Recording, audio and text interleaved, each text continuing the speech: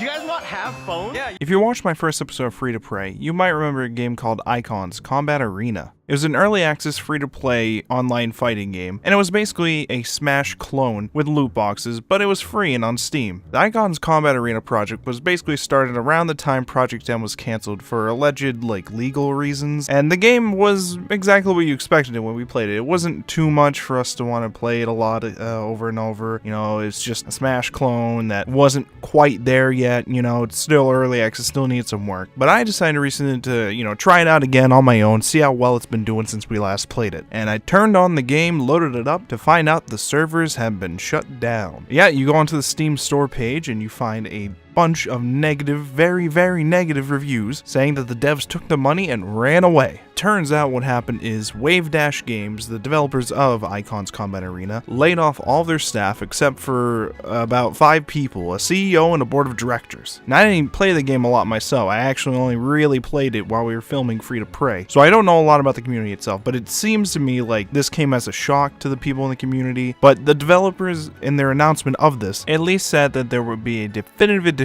of the game that the players could still play. There was supposed to be more information on the definitive edition of Icons within the next week or so, but that never happened. The company has gone radio silent ever since it's gotten a new CEO. We haven't heard anything about the definitive edition, we haven't heard anything from the CEO at all, or if there's any plans at all to keep this project going. But right now, the servers have just been quietly shut down, and the game itself, you physically just can't play it right now, because if you turn it on, it just says can't connect to the servers, because it's an online-only game in its current state, so you can't even play it locally or with some friends privately or whatever. And as of about 2 days ago, Valve has delisted Icons from Steam searches. Now if you try to search for Icons, it won't show up. The store page still works, but it's not searchable anymore. The former community manager of Wavedash Games before the layoffs, Reno NYC, has gone onto Reddit and answered some questions that people have had about the current situation. The most interesting information, of course, was that the definitive edition of the game is already done, and the devs just haven't released it yet. As far as he knows, definitive edition is done, and the only delay that stopped its release had to do with Valve.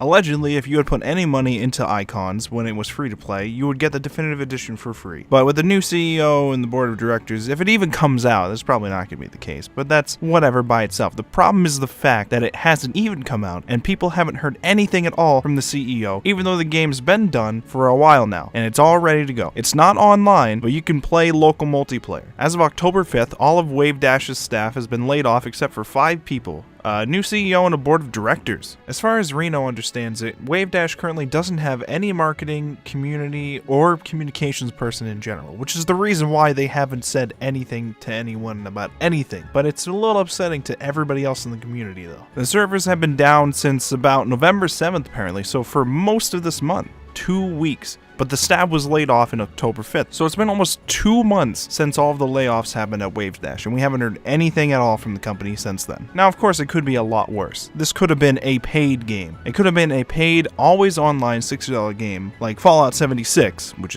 already has its own problems, but that's another story for another time. The fact that it's a free-to-play game makes the blow hurt a little less for some players. The fact that it's also early access makes it hurt a little bit, but the people who had played the game, the people who had invested money into that game's microtransactions, they're very upset, with good reason. They're very upset that this early access game that they've devoted a whole bunch of microtransactions towards, all their time into, is suddenly just gone and dead before it's even off the ground running in a full release. And it's even more upsetting to find out that a fully finished definitive edition version of the game is ready for them to play, and they're just not allowed to even touch it. And even more frustrating is just the total and complete silence from the studio now. They just don't want to say anything, and it might be because they're trying to rework the definitive edition to sell it for a bigger price, maybe on a couple platforms. We don't really know. Or maybe they're going to sell the product to another company. Nobody knows at this point. All they know is right now, they got the shaft. And we've seen game company layoffs disrupting entire big planned release games before. We've seen it especially with Telltale Games recently. The studio went under and the staff was laid off, and the game was at risk of never being completed, even though many fans had already put money into the season pass of the game to see it fully fully completed. Fortunately for The Walking Dead, Skybound Games has recently picked up the rights to the series, and they're going to be finishing it as much as they can with as many of the previous developers as they can.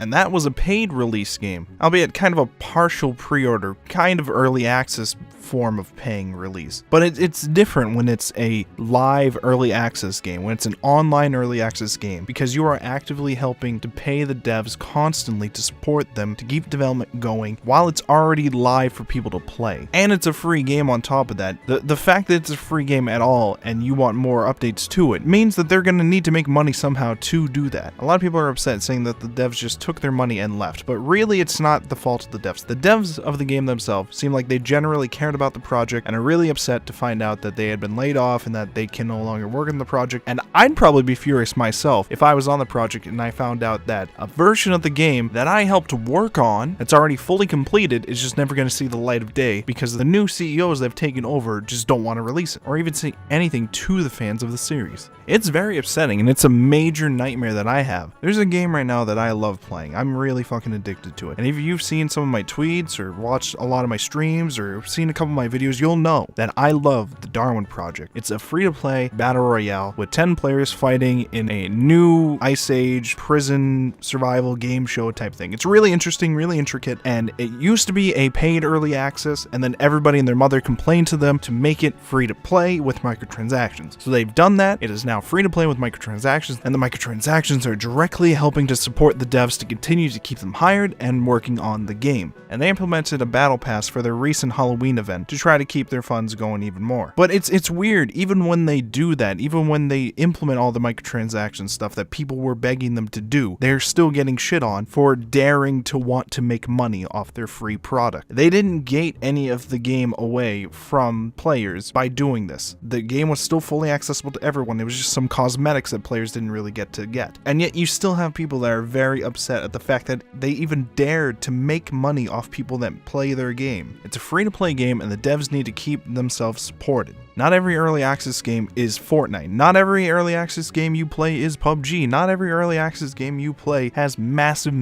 investment funding. A lot of them really heavily depend on the players that play it and the microtransactions they put in it. It's really upsetting when these early access games can't make enough money to keep themselves supported, keep the company afloat, and then the company goes under, and now all the people that did want to support the game now get screwed over because they don't have either access to any of the content at all that they were paying for. It's very upsetting, and it really sucks that people have to go through that. It sucks even more for the devs that have to suffer through that. There's a lot of developers for these companies that will get shit on a lot when they weren't even involved in the decision to lay off all the staff and shut down the servers. Now, the CEOs and board of directors, those guys are probably the big guys that are ruining everyone's life, but we don't even know who they are. And it's all just very upsetting in the end. And I really hope that at some point we find out any news from the new CEO about the definitive edition at the very least. Even if the servers don't come back online, which they probably won't unless they get some new form of revenue to keep the project going, maybe. But at the very least, I hope that we get the definitive edition released. I don't even know if I'll even get it myself, but for all the members of the community that put their money and time into the original edition, and for the developers who worked really hard on both the original and the definitive edition, I really hope that we hear something and see something at the very least about the definitive edition. Even if I don't even want to play it myself, for all those other people, it's important. It's important to them. And not just for them. It's important for any other company that gets laid off like this. It would send a very important message if the company were to release the definitive edition to everyone for free. It would be the message of, we tried, we didn't quite make it, but we want to thank all of you in the community for supporting us for all these years, and not trying to get a final money grab out of all of them. I want you to imagine this. I want you to imagine Fortnite, Epic Games. I want you to imagine if one day, for some reason, it can be any crazy reason that you come up with, Epic Games shuts down. The whole company gone. All of a sudden, you put all this money into Fortnite. You put money into the battle passes and all the skins, and it was an early access game and all of that, right? And the company is gone. It's just gone. The servers are shut down. All of the money you put into it, just gone. Useless. It doesn't matter. It didn't exist. You can't even play it online anymore. You can't even play the game anymore because the servers aren't on. You can't even play it locally. It's just gone. Finished. It's done. Okay?